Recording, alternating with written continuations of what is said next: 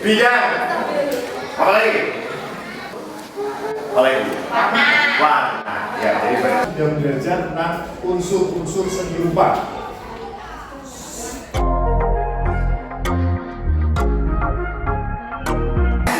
Sekarang silakan kalian tuliskan salah satu benda di sekitar kalian yang termasuk karya seni. Coba kalian amati benda yang ada di sekitar kalian. Banyak sekali kan di sini. Coba mana saja yang termasuk karya seni.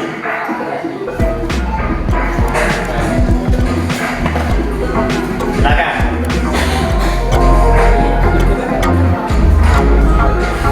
Jawaban aja.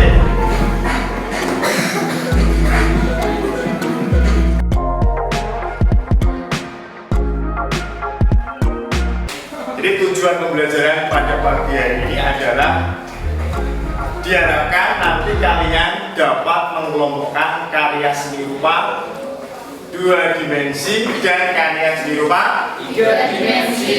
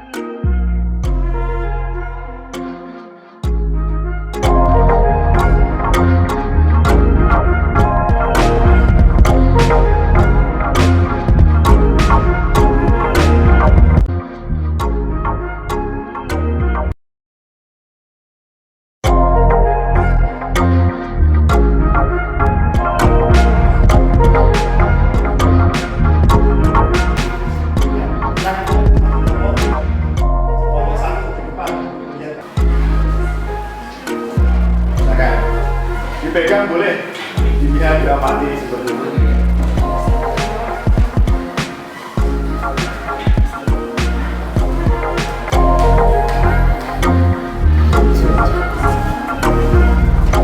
Ini disitu boleh.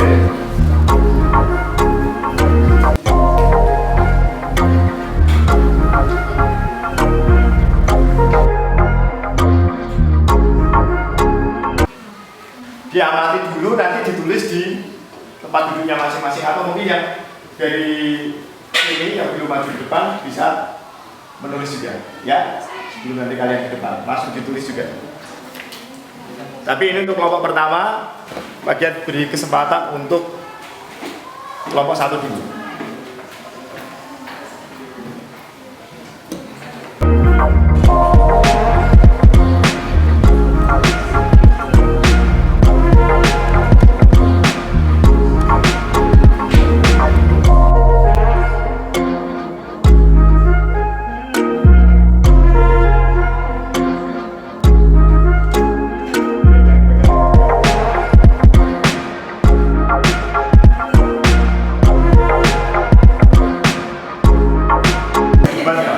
Yang paling ada solusinya, dipilih jawaban yang paling sesuai.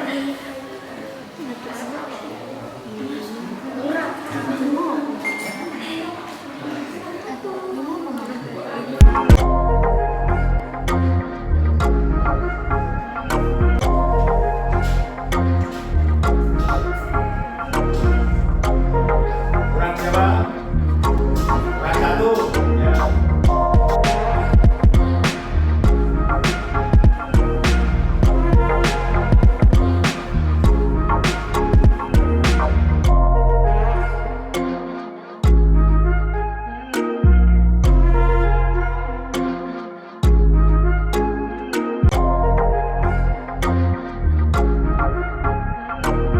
Sambil memperhatikan.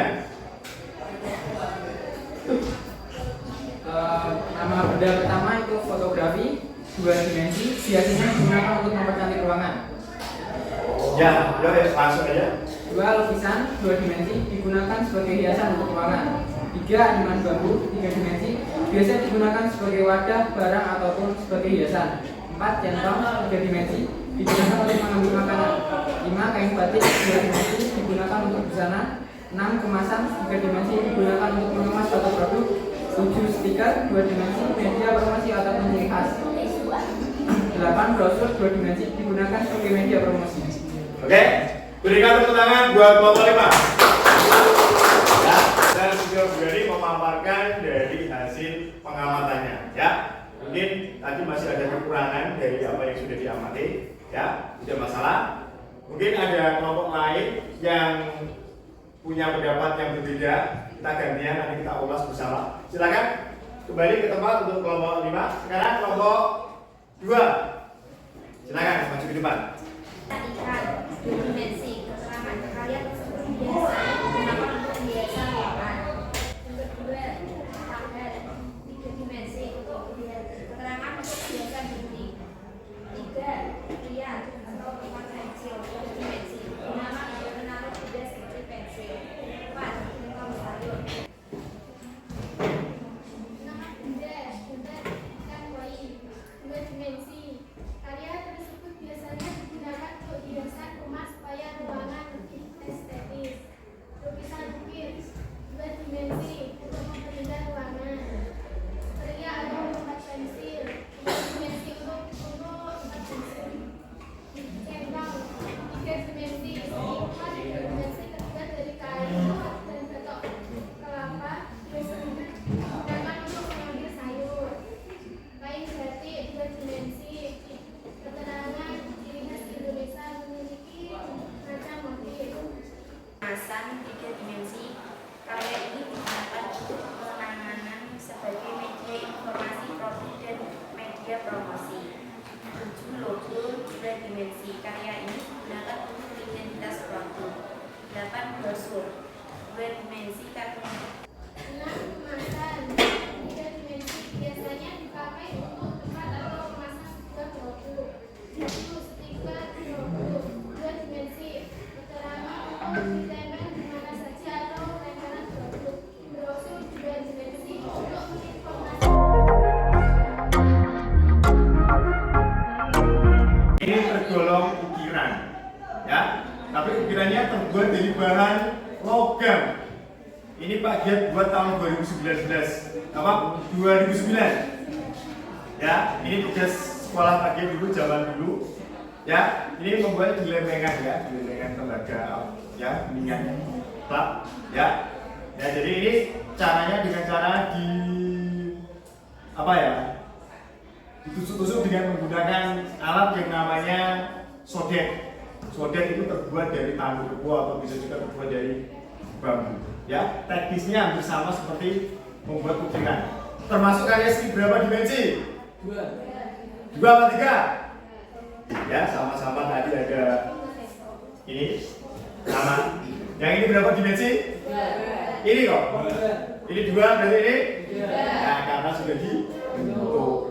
Ya, oke, ya. Jadi dari apa yang sudah kalian lihat tadi, kira-kira kalian sudah paham atau belum? Sudah ya. Ya, berarti semuanya sudah paham. Berarti kalian sudah bisa membedakan karya seni rupa. Oke, kira-kira ada pertanyaan lagi tidak? Oke, kalau tidak ada pertanyaan, kita lanjutkan ya. Jadi kesimpulannya, siapa yang bisa menyimpulkan pembelajaran pada pertemuan kali ini? Apa Anda? Silakan. Apa? Kesimpulannya apa?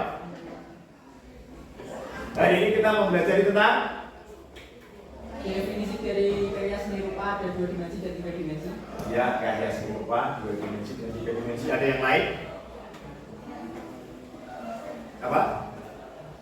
Jadi ya kesimpulannya hari ini kita adalah belajar bagaimana kita bisa mengelompokkan ya antara karya seni rupa 2 dimensi dan 3 dimensi. Kita juga bisa memahami apa itu pengertian dari seni rupa 2 dimensi, pengertian seni rupa 3 dimensi ya, dan contoh-contoh karya yang tadi sudah ada di depan ya, yang sudah kalian saksikan lagi bersama-sama ya.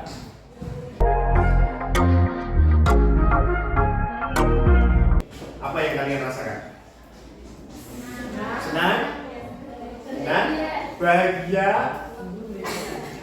Ya, jadi mudah-mudahan dengan pembelajaran yang sudah kita lalui tadi, kalian tadi bahagia karena mendapatkan informasi yang baru. Tadi kita sudah belajar kelas poin. Tadi sudah ada yang sudah pernah yang menggunakan kelas poin, sudah ada ya. Jadi kalian bisa masuk ke interaksi, mengetahui jawaban dari teman-teman kalian, ya. Dan saya harapkan juga dengan kita mengikuti pembelajaran hari ini, kalian nantinya saya harapkan kalian bisa berkarya seni-rupa 2 dimensi dan 3 dimensi. Itu harapan kami ya, saya. Jadi paling tidak kalian bisa membuat salah satunya, entah itu stiker, entah itu karya lukisan, karya grafis dan lain sebagainya. Itu harapan kami ya. Baik, sekarang kita sebelum mengakhiri pembelajaran pada hari ini, karena tadi diawali dengan tes untuk mengukur kemampuan awal, sekarang kita post test dulu ya. Jadi post test ini adalah untuk menguji apakah kalian mengerti apa yang sudah diajarkan tadi ya. Baik, ada pertanyaan sebelum bagian akhiri untuk pembelajaran ini? Cukup? Oh ya. Baik ya, serangkaian acara pembelajaran dari awal sampai akhir sudah kita lalui. Pertemuan yang akan datang ya, untuk pertemuan yang akan datang kita akan belajar masih di materi yang sama, tetapi nanti kalian akan mengidentifikasi jenis, fungsi, dan teknik berkarya seni rupa 2 dimensi dan 3 dimensi. Kalau tadi kan kita hanya membedakan saja.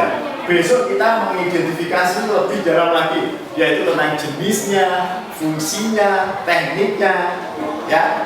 Seperti itu ya. Mana kemarin?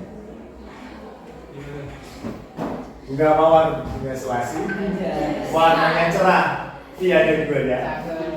Cukup sekian dan terima kasih. Sampai jumpa di pertemuan berikutnya.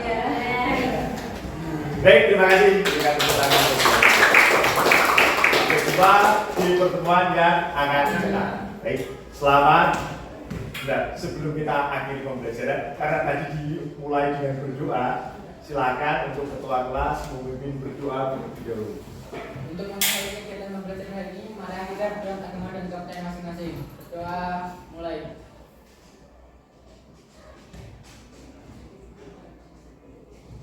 Berdoa selesai.